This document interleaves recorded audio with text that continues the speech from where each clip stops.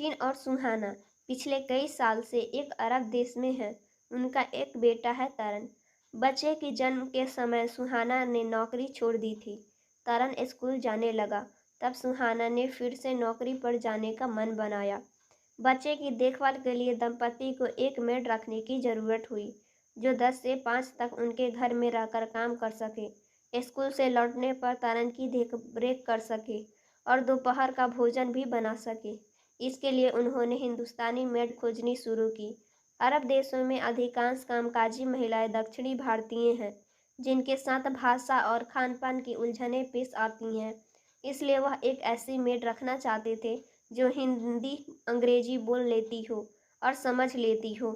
जिन्हें भी काम पर रखने से पहले अच्छी तरह जांच पड़ताल की जाती है कि उनके पास टूरिस्ट वीज़ा, डिपेंडेंट वीज़ा एवं वर्कर वीज़ा से कौन सा वीज़ा है और वीज़ा की मियाद क्या है।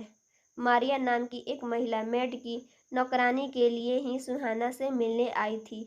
मारिया ने अपनी स्फूर्ति और चपलता से सबका मन मोह लिया। सचिन और सुहाना ही नहीं, तरन ने भी घोषणा कर दी कि मारिया ही इस घर की अच्छी मेड हो सकती है। मारिया ने अपना परिचय पत्र सुहाना और सचिन को दिखाया। सचिन ने अब उसके पासपोर्ट और वीज़ा के बारे में पूछा तो उसने बताया कि वह किसी के पास गिरवी रखा है। मारिया की यह बात सुनते ही सचिन चौंक गया। बोला, तो क्या तुम किसी के जरिए यहाँ आई हो और तुम उसकी नौकरानी हो? फिर हम तुम्हें काम पर कैसे रख सकते हैं? मारिया बोली, मैडम जी, आप तो जानते ही हैं, हम जैसे लोगों को यहाँ आने का मौका देने वाले लोगों को स्पॉन्सर कहा जाता है। यहाँ कोई भी विदेशी अपनी मर्जी से काम करने नहीं जा सकता। जो लोग यहाँ पर पहले से ही पक्के तौर पर काम कर रहे हैं, वो भी अपने निजी कामों के लिए किसी एक व्यक्ति को स्पॉन्सर कर सकते हैं। और मैडम जी, स्थानीय लोगों से ज़्यादा को कई स्पॉन्सर तो ऐसे हैं जो काम के नाम पर ज़रूरतमंदों को बुलावा तो लेते हैं, लेकिन काम नहीं देते और वर्क वीज़ा लगवाने की भी मोटी रकम मांगते हैं। कोई भी कामकाजी, चाहे पुरुष हो या महिला, काम करने के बाद कमा कर ही तो उनका रकम लौटाते हैं और जब काम नहीं मिलता है तो हम जैसे लोगों उन रकम को नहीं लौटा पाते, तो हमारा पासपोर्ट और वीज़ा उनके द्वारा अपने पास धरोहर के रूप में रख लिया जाता है।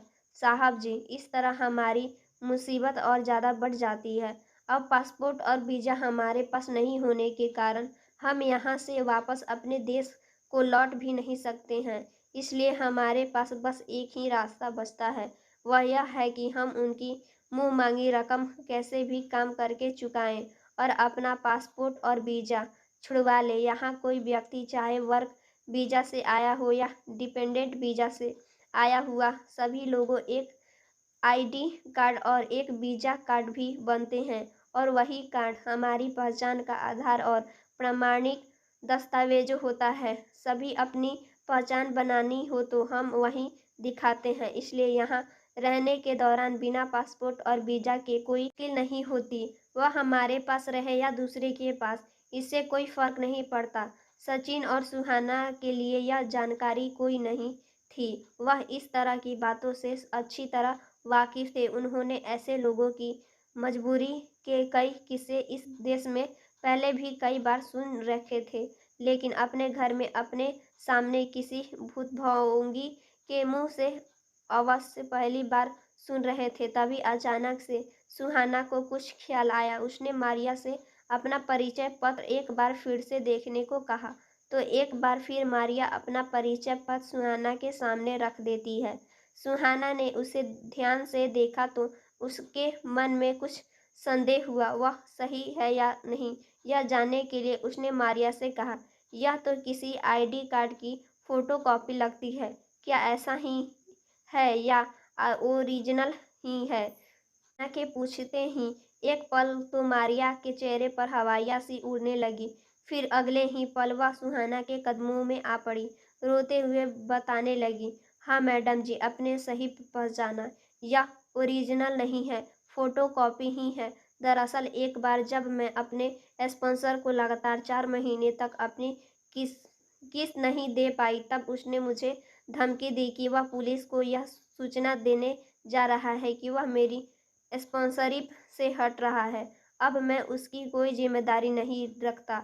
मैडम जी, अगर वह ऐसा करता तो मुझे तुरंत देश छोड़कर जाना पड़ता और मैं वापस जाना नहीं चाहती थी। अगर मजबूरी में मुझे जाना भी होता तो भी मैं जा नहीं सकती थी, क्योंकि हमारे पास ना तो अपना पासपोर्ट था और ना वीज़ा, और वह तो यह बात कबूल करना भी नहीं, यह दोनों उसके पास है।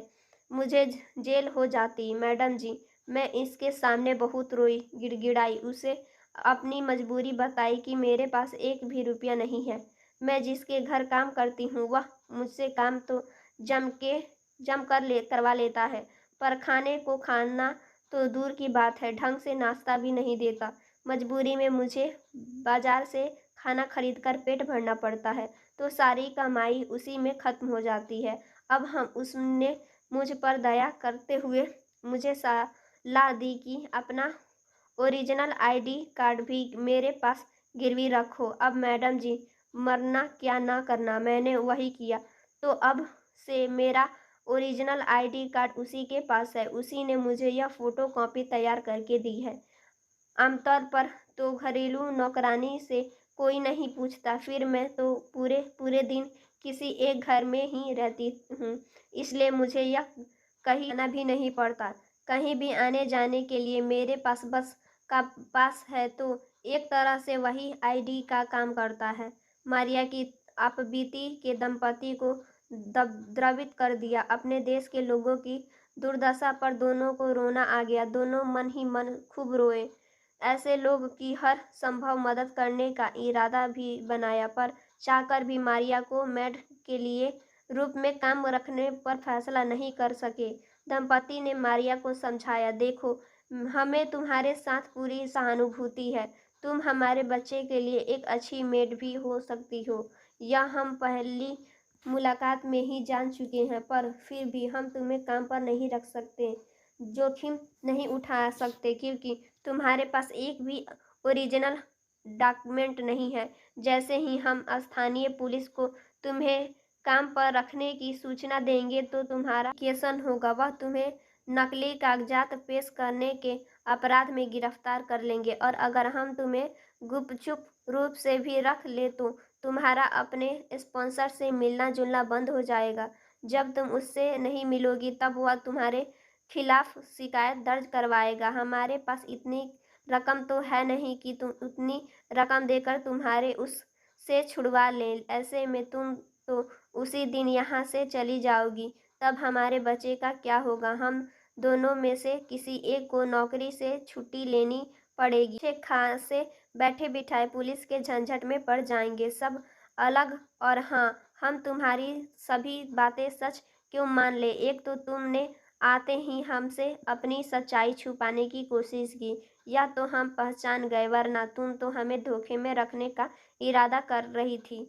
मारिया ने अब सुहाना की तरफ बढ़ी आस भरी निगाहों से निहारा और अपने शरीर पर क्रॉस का निशान बनाते हुए बोली, मैडम, गॉड प्रॉमिस, मैं झूठ नहीं बोलती। जैसा आप सोच रहे हैं मैं ऐसी वैसी औरत नहीं हूँ। सच्ची हार्ड वर्कर हूँ, ईमानदार हूँ, बहुत ज़रूरतमंद है। सुहाना ने उसके दर्द को समझते हुए पीठ थपथपाकर उठाया, उसकी हिम्मत बढ़ाई और बोली, देखो मारिया, हमें तुम्हारे साथ पूरी पूरी सहानुभूति है। नहीं कह रहे हैं कि तुम जो कुछ हमें बोल रही हो वह झूठ है, पर हम अपनी सहानुभूति के लिए मेड खोज रहे हैं, एक और उलझन खड़ी करने के लिए नहीं। हम भी यह देश के कायदे कानून से बंधे हैं। मेरी सलाह है कि तुम कोई काम ढूंढने की बजाय किसी तरह अपने देश वापस लौटो। हाँ, मैं तुम्हें एक भरोसा दे सकती हूँ, यदि तुम इंडिया लौटने के बाद भी यहाँ आना चाहोगी तो हम तुम्हें अपनी खुद की स्पॉन्सरी पर बुला सकते हैं। हमें यह एक व्यक्ति को स्पॉन्सर करने का हक है। तुम्हारे वीज़ा की फीस का और आने जाने का खर्चा हम उठाएंगे, अपने घर में रखेंगे। जो भी हम से बन पड़ेगा वह हम करेंगे। सरकारी रेट पर वेतन और सुविधाएं देंगे, क्योंकि हम जानते हैं कि तुम हमारे बच्चे के लिए अच्छी मेड साबित होगी और हमें छोड़कर कहीं और जाना पसंद नहीं करोगी। मारिया विदा लेने को उठी, फिर जाते-जाते रुककर बोली, मैडम जी, आप जो कह रही हैं वह सही है, पर ऐसा हो नहीं सकता क्योंकि हमारे घर वालों के पास इतना पैसा होता तो हम यहाँ आने ही क्यों? घर के लोगों हमसे सहानुभूति पाने के लिए हमें भेजते हैं। ज़रूरत पड़ने पर हम हमारी सहायता नहीं कर सकते। वो नहीं जानते कि हम अपना पेट काटकर उन्हें रकम भेजते हैं। हमारे रिश्तेदार हमारे साथ सहानुभूति तो नहीं, ईर्ष्या भरे की नज़रों से देखते। उनके लिए भी सारा कसूर तो हमारा ही है। हम वहाँ पहुँचकर उनके सामने जानबूझकर अमीर जैसा व्यवहार जो करके दिखाते हैं।